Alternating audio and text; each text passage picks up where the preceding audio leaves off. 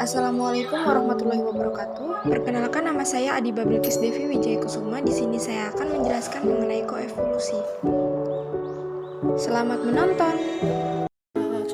Pertama kali kita harus mengetahui pengertian dari apa itu evolusi. Evolusi adalah proses perubahan pada seluruh bentuk kehidupan dari suatu generasi ke generasi selanjutnya, dan biologi evolution mempelajari tentang bagaimana evolusi ini terjadi. Lebih lanjut, dalam proses evolusi juga menghadirkan suatu fenomena di mana dua atau lebih spesies mempengaruhi proses evolusi satu sama lainnya.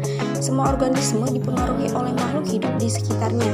Di satu sisi, akan tetapi di sisi lain, sifat-sifat yang ditentukan oleh genetika pada tiap spesies secara langsung disebabkan oleh interaksi antara dua organisme, dikenal dengan evolusi, yang mengacu pada evolusi yang terjadi di antara saling tergantungnya spesies sebagai akibat dari interaksi tertentu, yang artinya adaptasi yang terjadi dalam satu spesies memacu adaptasi timbal balik di spesies lain atau beberapa spesies dalam suatu ekosistem. Kemudian kita berlanjut ke pengertian dari koevolusi.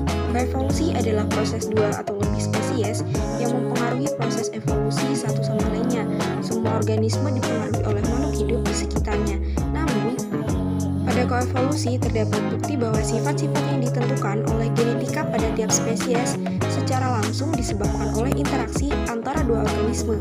Adapun contoh kasus koevolusi yang terjadi yaitu yang terdokumentasikan dengan baik adalah hubungan antara Pseudomyrmex atau sejenis semut dengan tumbuhan akasia.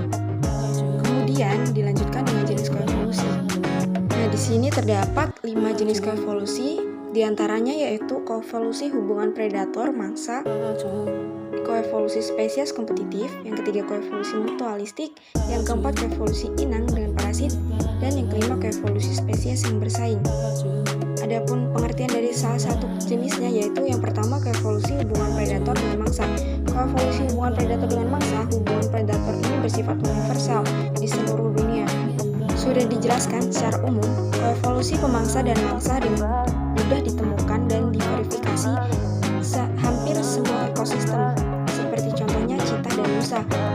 Kemudian pada jenis koevolusi yang kedua yaitu koevolusi spesies kompetitif.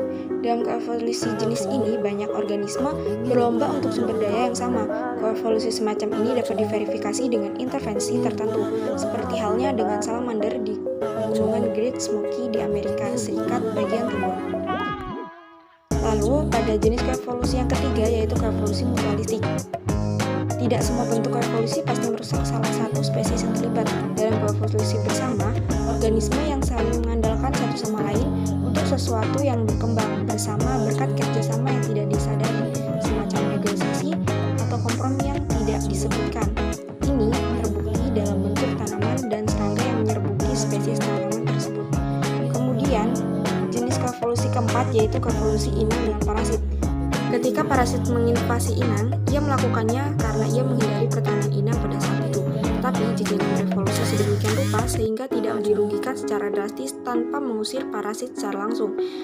Contohnya yaitu pemangsa-mangsa 3 spesies seperti biji kon, lot gopel di Gunung Rocky dimakan baik oleh tupai dan crossbill atau sejenis burung.